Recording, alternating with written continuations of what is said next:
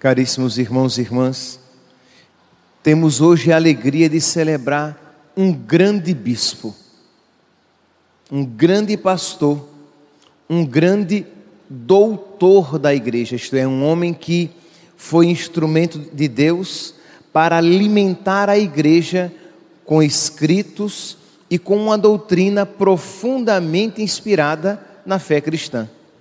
Ambrósio de Milão.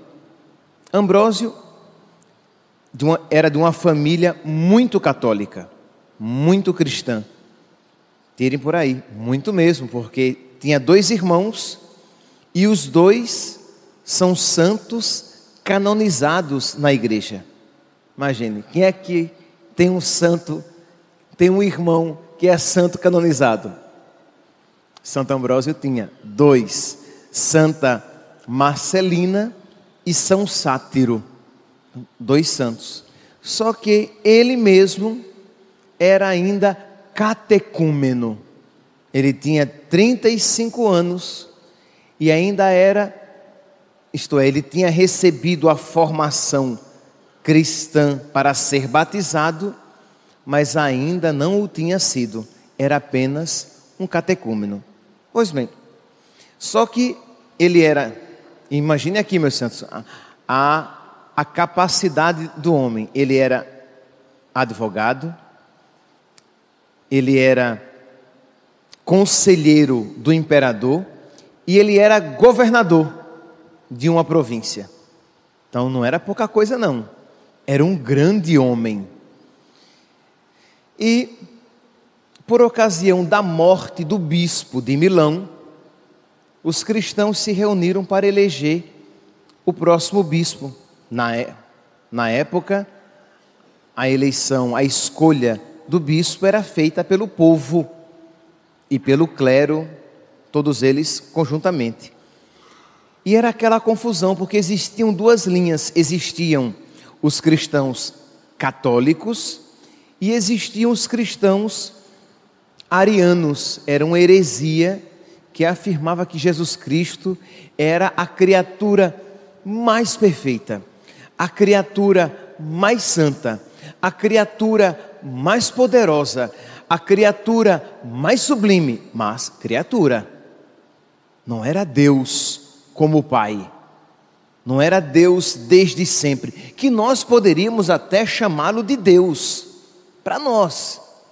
Mas se nós o comparássemos com o Deus do céu, aí não, ele não era Deus como o Pai, Deus desde sempre, da mesma natureza de Deus. Então existiam os cristãos católicos e os cristãos arianos, e meus irmãos, eles estavam se matando literalmente. A eleição acontecendo na catedral e os cristãos se matando na praça pública, fora da igreja. Ambrósio, governador, vem para acalmar aquela situação, consegue acalmar a situação e entra na catedral para assegurar que aquela eleição seria feita de uma maneira tranquila. Quando, por ocasião da sua entrada, uma criança grita: Ambrósio bispo. E aquilo que era humanamente improvável, imagine, um catecúmeno. Como é que um catecúmeno, alguém que não é batizado ainda, vai se tornar bispo? Quando ele ouviu aquilo, e o povo na catedral começou a gritar: Ambrósio bispo, Ambrósio bispo, Ambrósio bispo, ele, muito esperto, picou a mula, foi-se embora. Que história é essa de Ambrósio bispo? Eu não sou nem cristão batizado, eu não sou nem cristão ainda, de fato. Eu sou apenas um catecúmeno. Foi embora. Os cristãos se reuniram, conseguiram o apoio do imperador, que era amigo de Ambrósio. Lembra que Ambrósio era conselheiro do imperador. Conseguiram o apoio do imperador, conseguiram o apoio dos cristãos, dos padres e a liberação do Papa, porque era algo lícito. e foram atrás dele, que estava em um pequeno sítio de um amigo. E foram lá e disseram: nós queremos que você seja o nosso bispo. E ele viu naqueles acontecimentos um sinal de Deus. Ele leu, ele fez uma leitura espiritual da sua vida. Percebeu que aquilo ali era um sinal e de que Deus iria capacitá-lo, porque ele não tinha capacidade para isso.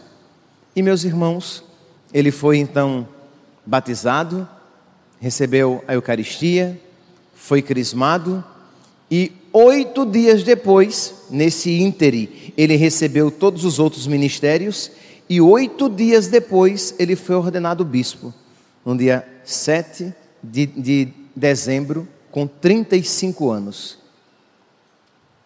Meus irmãos, já é difícil pensar que um catecúmeno, vocês entendem, catecúmeno é aquela pessoa que está se preparando para receber o batismo.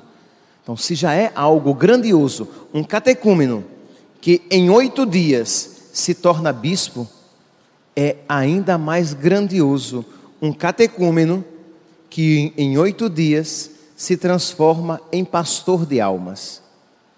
Meus irmãos, a graça de Deus, quando não lhe impomos resistência, ela opera maravilhas. É uma realidade que nós, infelizmente, não temos fé suficiente, por culpa nossa.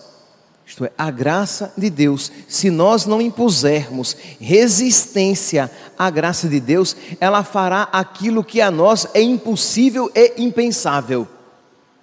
Pois bem, Ambrósio foi feito bispo e ele se dedicou à oração e ao estudo da palavra.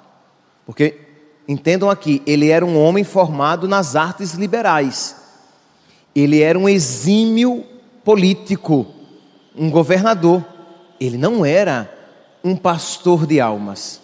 Então, durante 3 anos, digo durante 3 anos porque foi o tempo mais intensivo de estudo. Ele começou a estudar a fé cristã, não mais apenas agora como um catecúmeno, mas como alguém que queria conhecer esta fé e transmiti-la, ensiná-la.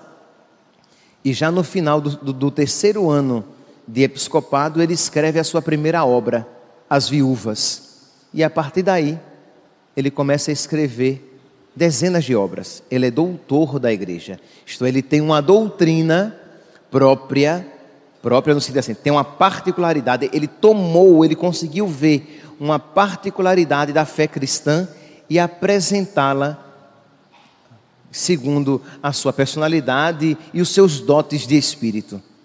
Então se tornou um catecúmeno que se torna doutor da igreja, escritor de livros, formador da fé cristã, um grande bispo. É este bispo que nós conhecemos como aquele que foi instrumento de Deus para converter Santo Agostinho. Santo Agostinho, um dia entrando na Catedral de Milão,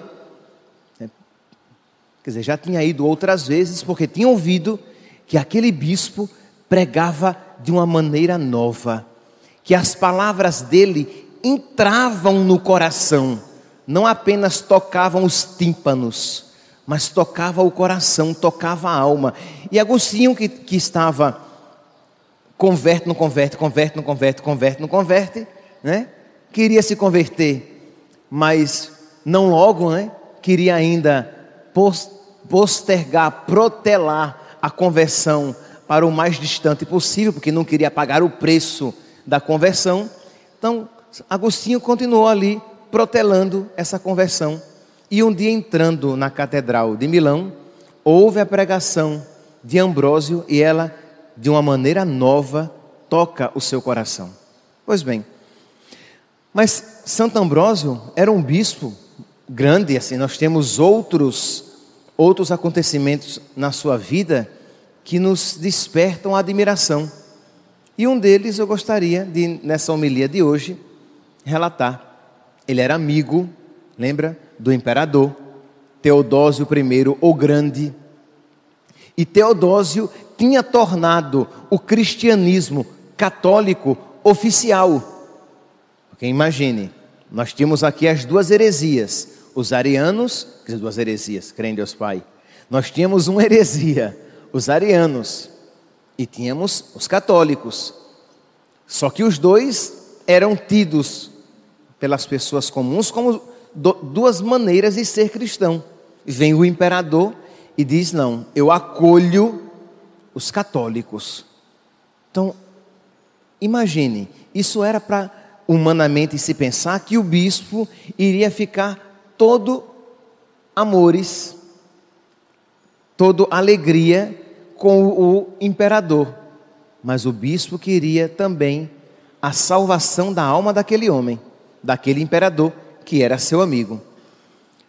E um dia, um oficial romano foi assassinado em uma das províncias desse império. E o imperador, tomado de cólera, mandou matar todos naquela região. Inocentes e culpados, homens e mulheres, adultos, idosos e crianças. Mandou matar todo mundo. Foram 7.000 mortes. 7.000 pessoas mortas. E isso, assim, causou uma grande indignação. Mas Teodósio I era o grande imperador. E quem iria se opor a Teodósio I? Só que quando Ambrósio soube que isso tinha acontecido, ele mandou dizer, ele fez chegar ao imperador que nenhum sacerdote de Milão teria a autorização de ouvir a confissão dele antes dele fazer penitência, e que não deveria administrar nenhum sacramento a ele. Isso foi uma ofensa sem tamanho. Imagine aqui, meus irmãos, a região de Milão, onde o imperador estava, era dividida entre arianos e católicos. O imperador ficou pelos católicos. Agora, o bispo católico diz ao imperador: você não pode receber nenhum sacramento, porque você pecou e pecou gravemente. Vocês podem imaginar o que os arianos fizeram, né? Ele traiu você, você os protegeu, e olha agora, o bispo expulsou você da fé. Você não pode receber nenhum sacramento, você tem que fazer penitência. E ficou este mal-estar. O bispo, o imperador orgulhoso, não quis fazer penitência. Lembremos-nos, meus santos, como era a confissão antigamente. A confissão hoje é o quê? Vocês entram no confessionário, confessam seus pecados, recebem a absolvição e a penitência. E vocês já podem, mesmo antes de cumprir a penitência, já podem receber os sacramentos, desde que você tenha o propósito de cumprir a penitência. Se não deu para cumprir agora, vá lá que o padre deu como penitência de você rezar um livro da Bíblia. Não tem como você rezar um livro da Bíblia antes da comunhão. Então você vai comungar e noutra ocasião, durante alguns dias, você vai cumprir aquela penitência. Mas antigamente, como é que era? Eu ia me confessar, eu recebia a penitência, eu saía para cumprir a penitência. Penitência esta que poderia ser uma quaresma inteira sem, por exemplo, comer carne. Poderia ser uma quaresma inteira sem praticar comércio, se eu por acaso tinha roubado alguém. Uma quaresma inteira, sei lá, dormindo no chão, fazendo jejum e tantas horas de oração. Uma peregrinação que você deveria fazer. Não era um Pai Nosso e 3 Ave Marias. Era bem diferente. Pois bem, então, outra coisa, uma quaresma inteira vestido de saco. Abrindo até a boca. Vestido de saco, com a cabeça coberta de cinza, e que aos domingos na Santa Missa ficaria à porta da igreja de joelhos, dizendo: piedade, piedade, reze por mim, piedade. Para aqueles que iam entrar na Santa Missa, rezassem por eles, vestido de, você pode imaginar, o imperador assim? Então o imperador disse: tá louco? Então foram 8 meses de, como se diz, de bico grande. O imperador que não ia para a catedral e o bispo que também não ia para o palácio. 8 meses. Manhã de Natal. Manhã do 25 de dezembro. E o imperador comenta com o seu camareiro: eu sou um infeliz. Ah não, para aí, eu pulei misericórdia. Segura aí os eventos. Quando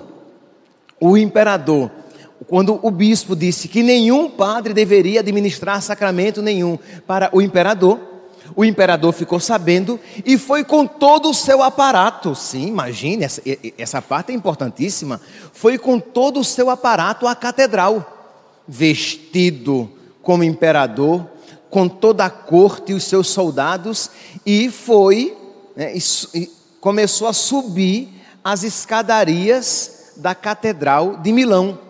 Ambrósio tinha sido já avisado, e Ambrósio sai, vestido de bispo, báculo e mitra, e fica à porta da catedral. Quando o bispo sobe as escadarias, o bispo queria entrar e ser acolhido como...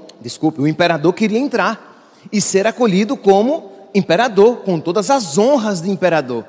Mas o bispo já havia dito que ele não poderia sequer receber sacramento, quanto mais entrar na igreja com honras de imperador. Estava o bispo à porta e o imperador subindo. Quando o imperador chega diante do bispo, o bispo diz: vejo que não medes a gravidade dos teus pecados. Isto é, tu fizeste uma atrocidade e achas que não fizeste nada. Vejo que não medes a gravidade dos teus pecados. Eu te peço, não acrescentes um novo. Isto é, não entre na catedral por cima de mim, porque vai ser um pecado ainda acima desses outros pecados. Retira-te e faz penitência, e faz a penitência que Deus te mandou. E se tu imitaste Davi no crime, imita Davi na penitência.